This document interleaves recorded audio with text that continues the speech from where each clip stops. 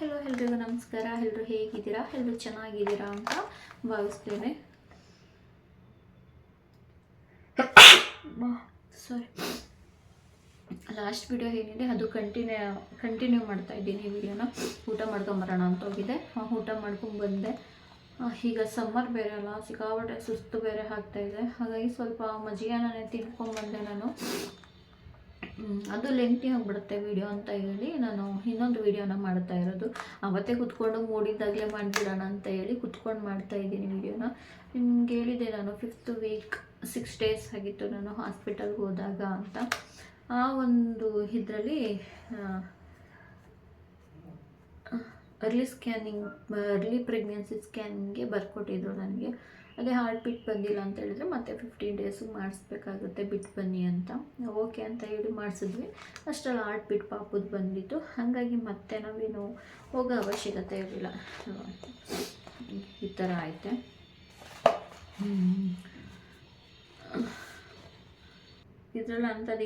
ಇದರಲ್ಲಿ ಏನು early scanning ರಿಪೋರ್ಟಲ್ಲಿ ಏನೋ ಅಂಥದ್ದು ಏನು ಮೆನ್ಷನ್ ಮಾಡಿರಲ್ಲ. ಇದೆ ಮಗು ಇದೆ ಅನ್ನೋದು ಕಾಣಿಸ್ತಿದೆ ಅಂತ ರಿಪೋರ್ಟಲ್ಲಿತ್ತು.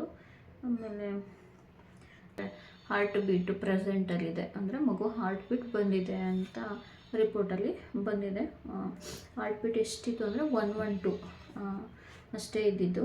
ಎಷ್ಟು 5th ವೀಕ್ 6th ಡೇಸ್ಗೆ 112 ಹಾರ್ಟ್ ಬೀಟ್ ಬಂದಿದ್ದು. ಮಾಮೂಲಿ ಎರಡು ಪಾಪು ಕಾಣಿಸುತ್ತಾ, ಒಂದು ಪಾಪು ಇರ್ದಯ್ಯ ಅಂತ ಎಲ್ಲ ಮೆನ್ಷನ್ ಮಾಡಿರ್ತಾರೆ. ಸೊ ಸಿಂಗಲ್ ಬೇಬಿ ಇರೋದು ಅಂತ ಹೇಳಿ ಕನ್ಫರ್ಮ್ ಮಾಡಿದ್ದಾರೆ. ಮತ್ತು ನನಗೆ 12 ಅಥವಾ 13ಗೆ ಬನ್ನಿ NT ಸ್ಕ್ಯಾನ್ಗೆ ಅಂತ ಹೇಳಿ ಬರೆದಿದ್ರು.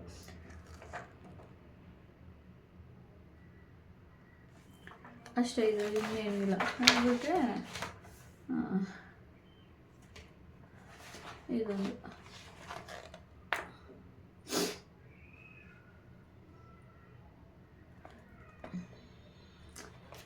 ಅದೊಂದು ಸ್ಕ್ಯಾನಿಂಗ್ ರಿಪೋರ್ಟ್ ಅಷ್ಟೇ.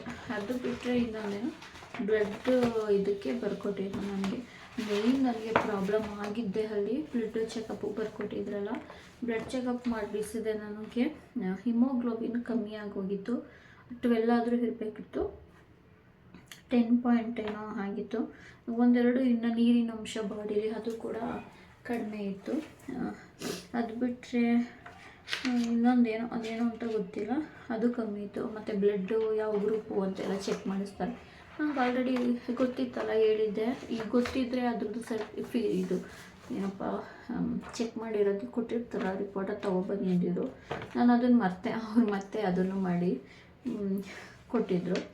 ಅದ್ರ ಜೊತೆಗೆ ನಾನು ಮೇಯ್ನ್ ಪ್ರಾಬ್ಲಮ್ ಏನಾಗಿತ್ತು ಅಂತ ಹೇಳಿದ್ರೆ, ನಿಮಗೆ ತಮ್ನೈಲ್ ನೋಡಿ, ತಮ್ನೈಲಲ್ಲಿ ಹಾಕಿದ್ದೆ ಏನು ಪ್ರಾಬ್ಲಮ್ ಆಗಿತ್ತು ನನಗೆ ಬ್ಲಡ್ ರಿಪೋರ್ಟಲ್ಲಿ ಅಂತ. ಮೇಯ್ನ್ ನನಗೆ ಏನು ಪ್ರಾಬ್ಲಮ್ ಆಗಿತ್ತು ಅಂತ ಹೇಳಿದ್ರೆ, ನೋಡ್ಬೋದು, ಥೈರಾಯ್ಡ್ ಟೆಸ್ಟು ಬರ್ಕೊಡ್ತಾರೆ ನಿಮಗೆ ಫಸ್ಟು ಹಾಸ್ಪಿಟಲ್ಲಿ. ಫಸ್ಟು ಸ್ಕ್ಯಾನಿಂಗ್ ರಿಪೋರ್ಟು ಕೊಟ್ಟಾಗ ಬ್ಲಡ್ ಟೆಸ್ಟು ಅರ್ಲಿ ಪ್ರೆಗ್ನೆನ್ಸಿ ಟೈಮಲ್ಲೇ ಎಲ್ಲನೂ ಮಾಡ್ಸೋಕೆ ಕೊಟ್ಟಿರ್ತಾರೆ. ಆ ಟೈಮಲ್ಲಿ ನನಗೆ ಥೈರಾಯ್ಡು 0% ಜಾಸ್ತಿ ಇತ್ತು. ಅಂದರೆ ಆ ಟೈಮ್ಗೆ ಪ್ರೆಗ್ನೆನ್ಸಿ ಟೈಮ್ಗೆ ಅದು ಜಾಸ್ತಿನೇ, ಅಂದರೆ ಇಷ್ಟು % ಇರಲೇಬೇಕು ಅಂತ ಇರುತ್ತೆ. 2ನೋ ಎಷ್ಟೋ ಇರಬೇಕು ಅಂತ ಇರುತ್ತೆ. ಬಟ್ ನಾರ್ಮಲ್ ರೇಂಜ್ ಎಷ್ಟಿರಬೇಕು ಅಂದರೆ 0.35ಇಂದ 4.2 ಥೈರಾಯ್ಡು ಇರಬೇಕಿತ್ತು. ಬಟ್ ನನಗೆ 4.2 ಏನಿರಬೇಕಿತ್ತು ಅದರೊಳಗಡೆ ಅಷ್ಟಿರಬೇಕಿದ್ದು 4.26 ಅಂದರೆ ಜಸ್ಟ್ 0.6 ಅಷ್ಟೇನೋ ಜಾಸ್ತಿ ಆಗಿದೆ ಅಷ್ಟೇ. ಬಟ್ ನಾನು ನಾರ್ಮಲ್ ಆಗಿದ್ದಿದ್ರೆ ಅದು ನಾರ್ಮಲ್ ಅಂದರೆ ನಾನು ಪ್ರೆಗ್ನೆಂಟ್ ಆಗಿಲ್ಲ ಅಂದಿದ್ರೆ ಆ ಒಂದು ಥೈರಾಯ್ಡ್ ಏನಿದೆ ಅದು ನಾರ್ಮಲೇ. ಬಟ್ ನಾನು ಪ್ರೆಗ್ನೆಂಟ್ ಆಗಿದ್ದರಿಂದ ಆ ಪ್ರೆಗ್ನೆನ್ಸಿಲಿ ಅಷ್ಟಿರಬಾರ್ದು. ಫಸ್ಟ್ ಸೆಮಿಸ್ಟ್ರಲ್ಲಿ ಎಷ್ಟಿರಬೇಕು, ಸೆಕೆಂಡ್ ಸೆಮಿಸ್ಟ್ರಲ್ಲಿ, ಥರ್ಡ್ ಸೆಮಿಸ್ಟ್ರಲ್ಲಿ ಅಂತ ಡಿವೈಡ್ ಮಾಡಿರ್ತಾರೆ ಪ್ರೆಗ್ನೆಂಟ್ ಲೇಡೀಸ್ಗೆ. ಸೊ ನಂದು ಅದಕ್ಕಿಂತ ಜಾಸ್ತಿ ಇದ್ದಿದ್ದರಿಂದ ಅವ್ರು ನನಗೆ ಥೈರಾಯ್ಡ್ ಟ್ಯಾಬ್ಲೆಟ್ನ ಬರ್ಕೊಟ್ರು. ಅದ್ರ ಜೊತೆಗೆ ಶುಗರ್ ಟೆಸ್ಟು ಮಾಡ್ತಾರೆ. ಶುಗರ್ದೇನಿಲ್ಲ, ಅದು ಎಷ್ಟಿರಬೇಕೋ ಅಷ್ಟೇ ಇದೆ, ಜಾಸ್ತಿ ಏನಿಲ್ಲ. ಅಂದರೆ 4.6ಇಂದ 6.0 ಅಷ್ಟಿರಬೇಕು. ನಮಗೇನು 4.6 ಅಷ್ಟೇ ಇದೆ, ನಾರ್ಮಲೇ ಇದೆ. ಈ ಥೈರಾಯ್ಡ್ ಮಾತ್ರ ಸ್ವಲ್ಪ ನನಗೆ ಜಾಸ್ತಿ ಆಗಿಬಿಟ್ಟಿದೆ. ಈ ಥೈರಾಯ್ಡ್ ಜಾಸ್ತಿ ಆಗಿದ್ದಿದ್ದೇ ನನಗೆ ಪ್ರಾಬ್ಲಮ್ ಆಗಿದ್ದು. ನಾನು ಬೇರೆ ಹಾಸ್ಪಿಟಲ್ಗೆ ಹೋಗ್ಬಿಟ್ಟಿದ್ದೆ ಅಲ್ಲ. ನಾನು 5th ವೀಕ್ 6th ವೀಕ್ ಅಷ್ಟರಲ್ಲೇ ಹಾಸ್ಪಿಟಲ್ಗೆ ಹೋಗ್ಬಿಟ್ಟಿದ್ದೆ. ನಾನು ಫಸ್ಟ್ ಪ್ರೆಗ್ನೆನ್ಸಿಲಿ ಏನಾಗಿತ್ತು ಅಂದರೆ ಕೋವಿಡ್ ಇತ್ತು. ಕೋವಿಡ್ ಇದ್ದಿದ್ದರಿಂದ ನಾನು ಊರಿಗೆ ಹೊರಟೋಗಿದ್ದೆ. ನನಗೆ ಆಮೇಲೆ ಸಿಂಟಮ್ಸ್ ಎಲ್ಲ ಇದು ನನಗೆ ಲೇಟಾಗಿ ಗೊತ್ತಾಗಿದ್ದು. ಜೊತೆಗೆ ಇಂಟರ್ನಲ್ ಬ್ಲೀಡಿಂಗ್ ಆಗಿ ನಾನು ಅದನ್ನು ವಿಡಿಯೋ ಮಾಡಿದ್ದೀನಿ, ನೀವು ನೋಡಿ. ಹಾಗಾಗಿ ನಾನು ಹತ್ತತ್ರ 2 ಮಂತ್ಸ್ಗೆ ನಾನು ಹಾಸ್ಪಿಟಲ್ಗೆ ಹೋಗಿದ್ದು. ವಾಮಿಟ್ ಸ್ಟಾರ್ಟ್ ಆಯ್ತಲ್ಲ ಅನ್ನೋ ರೀಸನ್ಗೋಸ್ಕರ. ಬಟ್ ಈ ಇದರಲ್ಲಿ ಏನಾಯಿತು ಅಂತಂದರೆ, ನಾನು ಫಸ್ಟೇ ಸಿಂಟಮ್ಸ್ ಎಲ್ಲ ಬಂತಲ್ಲ ಒಂದು 5th ವೀಕ್ಗೆ 1 ವೀಕ್ ಡಿಲೇ ಮಾಡ್ಕೊಂಡಾಗ ಹೋದೆ. ನಾನು 6th ವೀಕ್ ಹೋದೆ. ಬೇಗನೆ ಹೋಗಿದ್ದೀನಿ ಅಂತಲೇ ಅರ್ಥ. ಏನೋ 1.5 ತಿಂಗಳು ಆಗಿಲ್ಲ ಅನಿಸುತ್ತೆ. ಆ ಟೈಮಲ್ಲಿ ಹೋಗಿದ್ದೆ ನಾನು. ಹಾಗಾಗಿ ಮೇ ಬಿ ನನಗೆ ಪ್ರೆಗ್ನೆಂಟ್ ಟೈಮಲ್ಲಿ ಥೈರಾಯ್ಡ್ ಕಮ್ಮಿ ಆಗ್ಬೋದೇನೋ ಅನಿಸುತ್ತೆ. ಅದು ಇನ್ನೊಂದು ವಾರ 15 ದಿನ ಬಿಟ್ಕೊಂಡು ಹೋಗಿದ್ರೆ ಸರಿ ಹೋಗ್ತಿತ್ತು, ಏನೋ ಗೊತ್ತಿಲ್ಲ. ಒಟ್ನಲ್ಲಿ ನಾನು ಹೋದೆ, ಥೈರಾಯ್ಡು 0% ಜಾಸ್ತಿ ಇತ್ತು. ಹಾಗಾಗಿ ಅವ್ರು ಏನು ಮಾಡಿದ್ರು, ಥೈರಾಯ್ಡ್ ಟ್ಯಾಬ್ಲೆಟ್ನ ಬರ್ಕೊಟ್ರು ನನಗೆ. ಬೇರೆ ಏನೂ ಇಲ್ಲ, ಸ್ವಲ್ಪ ಬ್ಲಡ್ ಇದು ಕಮ್ಮಿ ಇದೆ, ಹಿಮೋಗ್ಲೋಬಿನು. ಹಾಗಾಗಿ ಥೈರಾಯ್ಡ್ ಟ್ಯಾಬ್ಲೆಟ್ನ ಬರ್ಕೊಟ್ರು. ಥೈರಾಯ್ಡ್ ಇದೆ, ಕನ್ಫರ್ಮ್ ಆಗಿದೆ ಅಂತ ಹೇಳಿ. ಮೊದಲು ಇತ್ತು ಪ್ರೆಗ್ನೆನ್ಸಿಲಿ ಅಂತ ಕೇಳಿದ್ರು. ಇಲ್ಲ, ನನಗೆ ಯಾವಾಗಲೂ ಇಲ್ಲ, ನಾರ್ಮಲಾಗೇ ಇತ್ತು ಅಂತ ಹೇಳಿದೆ. ಟ್ಯಾಬ್ಲೆಟ್ ಎಲ್ಲ ಕೊಟ್ಟರು, ತಗೊಂಡು ಬಂದೆ. ಆ ಟ್ಯಾಬ್ಲೆಟ್ ದಿನ ತೊಗೊಳ್ತಾ ಬಂದೆ. ಮಾಮೂಲಿ ನನಗೆ ಸ್ಟಾರ್ಟಿಂಗ್ ಸ್ವಲ್ಪನೇ ವಾಮಿಟು, ತಲೆನೋವು, ಊಟ ಸೇರದಿರೋದೆಲ್ಲ ಇದ್ದಿದ್ದು. ಮತ್ತೆ ಜಾಸ್ತಿ ಆಗ್ತಾ ಹೋಗ್ತದೆ ಅಲ್ವಾ, ಒಂದಷ್ಟು ತಿಂಗಳ ತನಕ ಅದು ಜಾಸ್ತಿ ಆಗ್ತಾ ಹೋಯಿತು. ಈ ಥೈರಾಯ್ಡ್ ಟ್ಯಾಬ್ಲೆಟ್ ತೊಗೊಳ್ತಿದ್ಕೋ ಏನೋ ನನಗೆ ಗೊತ್ತಿಲ್ಲ, ನನ್ನ ಇದನ್ನೇ ಹಾಳು ಮಾಡಿ ಇಟ್ಬಿಡ್ತು. ಎಷ್ಟು ಅಂದರೆ ಏನು ಮಾಡು ಸುಸ್ತು, ಸಿಕ್ಕಾಬಿಟ್ಟೆ ಸುಸ್ತು. ಆಮೇಲೆ ಫುಲ್ಲು ವಾಮಿಟು. ನೀನು ಏನೇ ಮಾಡು, ಏನು ತಿನ್ನೋ ವಾಮಿಟು. ನನಗೆ ಆಗ್ತಾನೇ ಇಲ್ಲ, ಏನು ತಿನ್ನೋ ತಡ್ಕೊಳೋಕ್ಕಾಗ್ತಿಲ್ಲ. ಜೊತೆಗೆ ಏನಾಗ್ತಿದ್ದೀನಿ ಅಂದರೆ ವೆಯ್ಟು ಸಿಕ್ಕಾಬಿಟ್ಟೆ ರಿಡ್ಯೂಸ್ ಆಗೋಕ್ಕೆ ಶುರು ಆಗೋಯಿತು. ವೀಕ್ಲಿ 1 ಟ್ಯಾಬ್ಲೆಟು, ಬೆಳಗ್ಗೆ 1 ಟ್ಯಾಬ್ಲೆಟ್ ತೊಗೋಬೇಕಿತ್ತು. 25 mg ಏನೋ ಬರ್ಕೊಟ್ಟಿದ್ರು ನನಗೆ. ಆ ಟ್ಯಾಬ್ಲೆಟ್ನ ತೊಗೊಳ್ತಿದ್ದೆ. ಆ ಟ್ಯಾಬ್ಲೆಟಿಂದನೋ ಏನೋ ನನಗೆ ಹೆವಿ ಸಣ್ಣ ಆಗೋಕ್ಕೆ ಶುರು ಮಾಡಿಬಿಟ್ಟೆ. ವೀಕ್ಲಿ 1 kg, 1.5 ತಿಂಗಳಷ್ಟಕ್ಕೆ 6 kgಗಿಂತ ಜಾಸ್ತಿ ನಾನು ವೆಯ್ಟ್ ರಿಡ್ಯೂಸ್ ಆಗೋದೆ. ಆಮೇಲೆ ಸಿಕ್ಕಾಬಟ್ಟೆ ವಾಮಿಟ್ಟು. ಅದು ಯಾವ ಥರ ಅಂದರೆ ಹೇಳೋಕ್ಕೆ ಆಗಲ್ಲ, ಆ ಥರ ಎಲ್ಲ ಆಗೋಗಿದೆ ನನಗೆ. ಈಗಲೇ ನೆನೆಸ್ಕೊಂಡ್ರೆ ಭಯ ಆಗುತ್ತೆ. ಯಪ್ಪ ಶಿವ, ಬೇಡ ಅಂತ ಅನಿಸುತ್ತೆ. ನಾನು ಕೊನೆಗೆ ಏನು ಮಾಡಿದೆ, 1 ವೀಕ್ ಆಯಿತು, ತಡ್ಕೊಳೋಕ್ಕಾಗ್ತಿರ್ಲಿಲ್ಲ. ಅಷ್ಟು ವಾಮಿಟು. ಏನು ನೀರು ಕುಡಿದ್ರೂ ವಾಮಿಟ್, ಫುಲ್ಲು ವಾಮಿಟ್ ಆಗೋಗಿ ಆಗಲಿಲ್ಲ. ಹೊಟ್ಟೆಲ್ಲ ಒಂಥರ ಆಗೋದು ನನಗೆ ವಾಮಿಟ್ ಮಾಡಬೇಕಾದ್ರೆ. ಹೇಳಕ್ಕೆ ನನ್ನ ಕೈಯಲ್ಲಿ ಸಾಧ್ಯನೇ ಇಲ್ಲ, ಆ ಥರ ನನಗೆ ವಾಮಿಟ್ ಆಗ್ತಿದ್ದು. ಅದು ಯೆಲ್ಲೋ ಕಲರ್ ವಾಮಿಟ್ ಆಗ್ತಿತ್ತು, ಬ್ರೌನ್ ಕಲರ್ ವಾಮಿಟ್ ಆಗ್ತಿತ್ತು. ಏನೋ ಹೊಟ್ಟೆ ಒಳಗಡೆಯಿಂದ ಎಲ್ಲನೂ ಕಿತ್ಕೊಂಡು ಆಚೆ ಬರೋ ಥರ ನನ್ನ ಕೈಲಿ ಆಗಲಿಲ್ಲ. ಅವರು ಡಾಕ್ಟ್ರು ಟೈಮಿಂಗ್ಸು ನೇಟಸ್ ಹಾಸ್ಪಿಟಲಲ್ಲಿ ನಾನು ತೋರಿಸ್ತಾ ಇದ್ದಿದ್ದು. ಯಾವ ಹಾಸ್ಪಿಟಲಲ್ಲಿ ಅಂದರೆ ನೇಟಸ್ ಹಾಸ್ಪಿಟಲ್ಲು. ಆ ಹಾಸ್ಪಿಟಲಲ್ಲಿ ಹೋಗಿ ನಾನು ತೋರಿಸ್ಕೊತಿದ್ದು. ಅವರು ಡಾಕ್ಟರು ಪ್ರೀತಿ ಸುರೇಂದ್ರ ಅಂತ ಅವರು ಡಾಕ್ಟ್ರ್ ಹೆಸರು. ಬಟ್ ಅವರು ಎನಿ ಟೈಮ್ ಸಿಗಲ್ಲ ಅವರು. ಹಾಗಾಗಿ ನನಗೆ ನೈಟು ಸಿಕ್ಕಾಬಿಟ್ಟೆ ಸುಸ್ತಾಗ್ಬಿಟ್ಟೆ, ಆಗಲಿಲ್ಲ, ವಾಮಿಟು ಸ್ಟಾಪ್ ಆಗಲಿಲ್ಲ. 1 ವೀಕ್ ಹೋಗಿದ್ದು ಬಂದೆ. 1 ವೀಕಿಗೆ ಈ ಥರ ಜಾಸ್ತಿ ಆಗೋಯಿತು ನನಗೆ. ಸರಿ ಅಂತ ಹೇಳಿ ಹೋದ್ವಿ. ಡ್ಯೂಟಿ ಡಾಕ್ಟ್ರ್ ಇದ್ದರು, ಇಂಜೆಕ್ಷನ್ ಎಲ್ಲ ಕೊಟ್ಟರು, ಎಲ್ಲ ಏನೇನೋ ಚೆಕ್ ಮಾಡಿದ್ರು. ಏನೇ ಯೂರಿನ್ ಇನ್ಫೆಕ್ಷನು, ಅದು ಇದು ಏನೇನೋ ಹೇಳಿದ್ರು. ಇದನ್ನು ನಾನು ಮತ್ತೆ ಇನ್ನೊಂದು ವ್ಲಾಗೆಲ್ಲ ಮಾಡೋಕ್ಕೇನು ಹೋಗಲ್ಲ. ಯೂರಿನ್ ಇನ್ಫೆಕ್ಷನು ಅದು ಇದು ಅಂತೆಲ್ಲ ಹೇಳಿ ಮಾಡಿದ್ರು. ಅಲ್ಲಿ ಸ್ವಲ್ಪ ನನಗೆ ಡಿಲೇ ಮಾಡಿದ್ರು. ನನಗೇನಂದರೆ ಹೋದ ತಕ್ಷಣ ನಾನು ಸಾಯ್ತಿದ್ದರು. ಫಸ್ಟು ಏನೋ ಒಂದು ಮಾಡಿದ್ರೆ ಏನೋ ಒಂದು ನೆಮ್ಮದಿ ಅಲ್ವಾ. ಸಿಕ್ಕಾಬಿಟ್ಟೆ ವೆಯ್ಟ್ ಮಾಡಿಸ್ಬಿಟ್ರು. ಬಟ್ ನನ್ನ ಕೈಲಿ ಆಗ್ತಾನೇ ಇಲ್ಲ. ಬಾಯಲ್ಲಿ ಸಿಕ್ಕಾಬಿಟ್ಟೆ ನನಗೆ ನೀರು ತುಂಬ್ತಿತ್ತು. ಸಲೈವ ತುಂಬಾ ಆಗ್ತಿತ್ತು. ಅದನ್ನು ಮತ್ತೆ ಹೋಗಿ ಉಗಿಕ್ಕೆ ನನಗಲ್ಲ ಆಗ್ತಿರ್ಲಿಲ್ಲ. ಅದನ್ನು ನಾನು ನುಂಗ್ಕೊಂಡ್ರೆ ಏನಂದರೆ ಅಷ್ಟು ನುಂಗಿದ್ರೆ ಇನ್ನೂ ಜಾಸ್ತಿ ವಾಮಿಟು ನನಗೆ ಆಗ್ತಿತ್ತು. ಹಾಗಾಗಿ ನಾನು ಅದನ್ನು ನುಂಗ್ತಾನೆ ಇಲ್ಲ. ನಂಗೆ ನುಂಗಕ್ಕೆ ಅದನ್ನು ಮನಸ್ಸು ಕೂಡ ಆಗ್ತಿರ್ಲಿಲ್ಲ. ಸಿಕ್ಕಾಬಿಟ್ಟೆ ಟೈಮ್ ಆಗ್ಬಿಟ್ರು. ನನಗೆಲ್ಲ ಆಗ್ತಾನೇ ಇಲ್ಲ, ಸಾಯ್ತಾ ಇದ್ದೀನಿ. ಇವ್ರು ಬರೋದೇ ಇಲ್ವಲ್ಲ, ಇವರು ಇಷ್ಟೊಂದು ಲೇಟ್ ಮಾಡ್ತಾರಲ್ಲ ಅಂದ್ಕೊಂಡು ನನಗೆ ಇಷ್ಟ ಆಗಲಿಲ್ಲ. ಅಲ್ಲಿ ನರ್ಸ್ಗಳೆಲ್ಲ ಇದ್ದರು ಅವ್ರು ನೋಡೋದು ಇವ್ರು ನೋಡೋದು, ಅವ್ರು ಕೊಟ್ಟಾಗಿದೆ ಇಂಜೆಕ್ಷನ್ ಎಲ್ಲ ಅಲ್ಲೇ ಇದೆ, ಅದು ಹಾಕೋಕ್ಕೆ ಅರ್ಧ ಗಂಟೆ 1 ಅವರ್ ಮಾಡಿದ್ರು.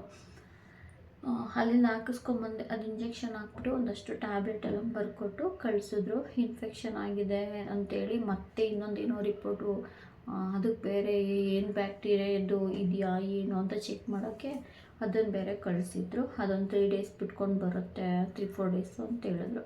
ಸರಿ ಇಂಜೆಕ್ಷನ್ ಎಲ್ಲ ತೊಗೊಂಡು ಬಂದ್ವಿ. ಅಲ್ಲಿಂದ ಬಂದಮೇಲೆ ಸ್ವಲ್ಪ ಪರವಾಗಿಲ್ಲ, ಇಂಜೆಕ್ಷನ್ ಎಲ್ಲ ನರಕ್ಕೆ ಕೊಟ್ಟಿದ್ರು ಇಂಜೆಕ್ಷನ್ನ, ಮತ್ತು ಟ್ಯಾಬ್ಲೆಟ್ ಎಲ್ಲ ಕೊಟ್ಟಿದ್ರು, ತೊಗೊಂಬಂದ್ವಿ. ಅದು ಇಂಜೆಕ್ಷನ್ ಪವರ್ ಎಲ್ಲ ಇತ್ತಲ್ವ, ಒಂದು 3 ಡೇಸು ನನಗೇನು ಅನ್ನಿಸ್ಲಿಲ್ಲ, ನಾರ್ಮಲಾಗಿದ್ದೆ. ಒಂದು 3 ಡೇಸ್ ಆರಾಮಾಗಿದ್ದೆ. 4th to 5th ಡೇಸ್ ಆಯ್ತಿದ್ದೀನಿ ಸ್ವಲ್ಪ ಮತ್ತೆ ನನಗೆ ಶುರುವಾಯಿತು ಅದೇ ಥರ. 1 ವಾರ ಆಗೋಷ್ಟೊತ್ತಿಗೆ ಮತ್ತೆ ಹೆವಿ ಆಗೋಯ್ತು, ನನಗೆ ತಡ್ಕೊಳೋಕ್ಕೆ ಆಗದಿರೋ ಥರ. ಮತ್ತೆ ಮೊದಲೇಗಾಗಿತ್ತು ಅದಕ್ಕಿಂತ ಜಾಸ್ತಿ ಮತ್ತೆ ನನಗೆ ಅದೇ ಥರ ಆಗೋಯಿತು. ಮತ್ತೆ ಅದೇ ಹಾಸ್ಪಿಟಲ್ಗೆ ಹೋಗೋಕ್ಕೆ ರೆಡಿ ಇಲ್ಲ. ಹಾಗಾಗಿ ನಾನು ಏನು ಮಾಡಿದೆ, ಯಾವ ಹಾಸ್ಪಿಟಲ್ಗೆ ಹೋಗಬೇಕು ಅನ್ನೋದೇ ಕನ್ಫ್ಯೂಸ್ ಆಗೋಯಿತು ನನಗೆ ಸಿಕ್ಕಾಬಿಟ್ಟೆ. ಒಂದು ಗೊತ್ತಾಗಲಿಲ್ಲ ನನಗೇನು ಅನ್ನಿಸ್ಬಿಡ್ತು ಅಂದರೆ, ಹೋದ ತಕ್ಷಣ ನನಗೆ ನೋಡೋ ಹಾಸ್ಪಿಟಲ್ಲು ಆದರೆ ಸಾಕು ಅಂತ ಹೇಳಿ ಚೇಂಜ್ ಮಾಡಿಬಿಡೋಣ ಅನ್ನೋ ಅಷ್ಟು ನನ್ನ ತಲೆ ಕೆಟ್ಟೋಯಿತು. ನನಗೆ ಹೆವಿ ಜಾಸ್ತಿ ಬೆಳಗ್ಗಿಂದ ಸಂಜೆ ತನಕ ತಡ್ಕೊಳ್ತಾ ಇದೆ. ಸಂಜೆ ಆದಮೇಲೆ ಹೆವಿ ಆಗೋಗೋದಲ್ಲ, ಜಾನು ಡ್ಯೂಟಿಗೆ ಹೋಗಿರ್ತಿದ್ರು, ಅದು ಸಂಜೆ ಆದಮೇಲೆ ಹೆವಿ ಆಗೋಗಿರೋದಲ್ಲ, ಅದು ಮಧ್ಯರಾತ್ರಿ 12 ಗಂಟೆ 1 ಗಂಟೆ ಇದ್ದ ಟೈಮಲ್ಲೇ ನಾನು ಒಂದು 2-3 ಸರಿ ಹಾಸ್ಪಿಟಲ್ಗೆ ಹೋಗಿರೋದು. ಮತ್ತು ಅದೇ ಸೇಮ್ ಪ್ರಾಬ್ಲಮ್ಮು ಆಯಿತು. ಸರಿ ಅಂತ ಹೇಳಿ ಫೈನಲಿ ಡಿಸೈಡ್ ಮಾಡಿದೆ, ಬೇಡ ಮತ್ತೆ ಹಾಸ್ಪಿಟಲ್ಗೆ ಹೋಗೋದು ಅಂತೇಳಿ ಬೇರೆ ಹಾಸ್ಪಿಟಲ್ಗೆ ತೋರಿಸ್ಕೊಳ್ಳೋಣ ಅಂದ್ಬಿಟ್ಟು ಸುಮ್ಮನಾದೆ ನಾನು. ಆಮೇಲೆ ನಾನು ಯಾವ ಹಾಸ್ಪಿಟಲ್ಗೆ ಹೋದೆ ಏನು ಅಂತ ನಿಮಗೆ ಹೇಳ್ತೀನಿ. ಈ ಥರ ಆಯಿತು. ಹಾಗಾಗಿ ನಾನು ನೇಟಸ್ ಹಾಸ್ಪಿಟಲ್ನ ಚೇಂಜ್ ಮಾಡಿಬಿಟ್ಟೆ. ಆ ಹಾಸ್ಪಿಟಲ್ ತೋರಿಸ್ಲಿಲ್ಲ. ಫಸ್ಟು ಒಂದೇ ಸರಿ ಹೋಗಿದ್ದು, ಆ ಡಾಕ್ಟ್ರ್ ಮೀಟ್ ಮಾಡಿ ಇಷ್ಟೆಲ್ಲ ಮಾಡಿದ್ವಿ. ನೆಕ್ಸ್ಟು 1 ವೀಕ್ ಅಷ್ಟೊತ್ತಿಗೆ ಈ ಥರ ಆಯಿತು. ನೈಟ್ ಎಷ್ಟು ಒಂದು 11-12 ಗಂಟೆ ಆ ಟೈಮಲ್ಲಿ ಹೋದ್ವಿ, ತೋರಿಸ್ಕೊಂಡು ಬಂದ್ವಿ ಅಷ್ಟೇ. ಅದು ಬಿಟ್ಟರೆ ಮತ್ತೆ ನಾನು ನೇಟಸ್ ಹಾಸ್ಪಿಟಲ್ಗೆ ಹೋಗಲಿಲ್ಲ. ನನಗೆ ಅಲ್ಲಿಗೆ ಹೋಗಬೇಕು ಅಂತ ಅನ್ನಿಸ್ಲಿಲ್ಲ. ಬೇಗ ನೋಡಲಿಲ್ವಲ್ಲ ನಾನು, ಇಷ್ಟೊಂದು ಕಷ್ಟಪಡ್ತಾಯಿದ್ರು ಅನ್ನೋ ಒಂದು ರೀಸನ್ಗೋಸ್ಕರ ನಾನು ಮತ್ತೆ ಆ ಹಾಸ್ಪಿಟಲ್ಗೆ ಹೋಗಲಿಲ್ಲ. ಹಾಸ್ಪಿಟಲ್ನ ಚೇಂಜ್ ಮಾಡೋಣ ಅಂತ ಹೇಳಿ ಡಿಸೈಡ್ ಮಾಡಿದೆ. ಚೇಂಜ್ ಮಾಡೋಣ ಅಂತ ಡಿಸೈಡ್ ಮಾಡಲಿಲ್ಲ ಆ್ಯಕ್ಚುಲಿ, ಈ ಬೇರೆ ಹಾಸ್ಪಿಟಲ್ಗೆ ಹೋಗೋಣ ಅಂತ ಮನ್ಸು ಮಾಡಿದೆ. ಮತ್ತೆ ಅದೇ ಥರ ಪ್ರಾಬ್ಲಮ್ ಆಯ್ತಲ್ಲ, ಇನ್ನೊಂದು ಹಾಸ್ಪಿಟಲ್ಗೆ ಹೋದೆ. ಅಲ್ಲಿ ಕೇಳಿದ್ರು, ಏನು ಮಾಡ್ತೀರಾ, ಚೇಂಜ್ ಮಾಡ್ತೀರಾ, ಒಂದು ಹತ್ರ ತೋರಿಸ್ಕೋಬೇಕು. ಅವ್ರು ಹೇಳಿದ್ರು ಪಾಪ ಡಾಕ್ಟ್ರು, ಒಂದು ಹತ್ರ ತೋರಿಸ್ಕೊಳ್ಳಿ, 2 ಹಾಸ್ಪಿಟಲ್ಗೆಲ್ಲ ಹೋಗಬಾರ್ದು, ಎಲ್ಲ ಕಡೆನೂ ತೋರಿಸ್ಬಾರ್ದು. ಅವರೇ ಬೇರೆ ಟ್ಯಾಬ್ಲೆಟು, ಅವರೇ ಬೇರೆ ಇಂಜೆಕ್ಷನ್ ಕೊಟ್ಟಿರ್ತಾರೆ, ನಾವೇ ಬೇರೆ ಟ್ಯಾಬ್ಲೆಟು, ನಾವೇ ಬೇರೆ ಇಂಜೆಕ್ಷನ್ ಕೊಟ್ಟಿರ್ತೀವಿ, ಅದು ಎಫೆಕ್ಟ್ ಹೊಡೆದ್ಬಿಡುತ್ತೆ ಅಂತ ಹೇಳಿದ್ರು. ನಾನು ಓಕೆ ಸರಿ ಅಂತ ಹೇಳಿ ಡಿಸೈಡ್ ಮಾಡಿ ನೇಟಸ್ ಹಾಸ್ಪಿಟಲ್ನ ಚೇಂಜ್ ಮಾಡಿದೆ. ನೇಟಸ್ ಹಾಸ್ಪಿಟಲ್ನ ಚೇಂಜ್ ಮಾಡಿದೆ. ಇದು ಫಸ್ಟ್ ಫೈಲ್ ಏನಿದೆ ಇದು ನೇಟಸ್ ಹಾಸ್ಪಿಟಲ್ದು ಅಷ್ಟೇ. ನಾನು ಮತ್ತೆ ಹೋಗಲೇ ಇಲ್ಲ, ಒಂದೇ ಸರ್ ಹೋಗಿದ್ದು. ಅರ್ಲಿ ಪ್ರೆಗ್ನೆನ್ಸಿ ಟೈಮಲ್ಲಿ ಸ್ಕ್ಯಾನ್ ಮಾಡಿಸಿದ್ರಲ್ಲ, ಏನೋ ಉಲ್ಟಾ ಹೇಳ್ತಿರ್ತೀನಿ, ಅದನ್ನು ಕರೆಕ್ಷನು ಮಾಡಬೇಡಿ. ಇಷ್ಟ ಆಗಿದ್ದು, ಸಿಕ್ಕಾಪಟ್ಟೆ ಅನುಭವಿಸಿದ್ದೀನಿ. ಅಲ್ಲಿಂದ ಬಂದಮೇಲೆ ಥೈರಾಯ್ಡ್ದು ಏನಾಯಿತು ಎಲ್ಲನೂ ನಾನು ನಿಮಗೆ ನೆಕ್ಸ್ಟ್ ವೀಡಿಯೋದಲ್ಲಿ ನಿಮ್ಮ ಹತ್ರ ಶೇರ್ ಮಾಡ್ಕೊಳ್ತೀನಿ. ನಾನು ಏನು ಮಾಡಿದೆ, ನಾನು ಥೈರಾಯ್ಡ್ ಇದ್ದಿದ್ದಕ್ಕೆ ಇನ್ನು ಅದು ಟ್ಯಾಬ್ಲೆಟ್ ತೊಗೊಳ್ತಾ ಇದ್ದೀನಾ ಇಲ್ವಾ ಏನು ಅನ್ನೋದನ್ನ ನೆಕ್ಸ್ಟ್ ವೀಡಿಯೋದಲ್ಲಿ ಶೇರ್ ಮಾಡ್ಕೊಳ್ತೀನಿ ನಿಮ್ಮ ಹತ್ರ. ಒಂದೇನಂದರೆ ಬೇಗನೆ ಹೋಗಬೇಕಾ ಲೇಟಾಗಿ ಹೋಗಿ ತೋರಿಸ್ಕೋಬೇಕಾ ನಿಜವಾಗ್ಲೂ ಗೊತ್ತಿಲ್ಲ. ನನ್ನ ವಿಷಯದಲ್ಲಿ ಫಸ್ಟ್ ಒಂಥರ ಆಗಿತ್ತು, ಈ ಸರಂತೂ ಇನ್ನೊಂದು ಥರ ಆಗೋಯಿತು. ಏನೋ ಒಂದು ನಡೀತೈತೆ. ನಿಮ್ಮ ಹತ್ರ ಪ್ರತಿಯೊಂದನ್ನು ಅಪ್ಡೇಟ್ ಮಾಡ್ಕೊಳ್ತೀನಿ. ನೆಕ್ಸ್ಟ್ ವಿಡಿಯೋದಲ್ಲಿ ವೆಯ್ಟ್ ಮಾಡಿ, ಆ ಹಾಸ್ಪಿಟಲ್ಲಿ ತೋರಿಸ್ಕೊಂಡೆ ಏನು ಅಂತ ಹೇಳ್ತೀನಿ. ಇಷ್ಟೇ ಇವತ್ತಿನ ವಿಡಿಯೋನ ಇಲ್ಲಿಗೆ ಎಂಡ್ ಮಾಡ್ತೀನಿ.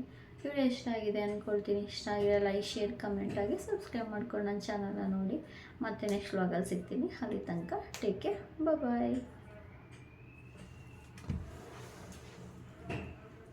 ಇದು ಫೋಟೋ ಎಲ್ಲ ಏನು ತೆಗ್ದಾಕಲ್ಲ ಹಾಗೆ ಹೇಳ್ತೀನಿ, ಅರ್ಲಿ ಪ್ರೆಗ್ನೆನ್ಸಿಗಲ್ವಾ, ಹಾಗಾಗಿ ನೆಕ್ಸ್ಟು ವೀಡಿಯೋದಲ್ಲಿ ಬೇರೆ ಏನಾದರೂ ಇದ್ದರೆ ನಿಮ್ಮ ಹತ್ರ ಶೇರ್ ಮಾಡ್ಕೊಳ್ತೀನಿ ಅಷ್ಟೇ.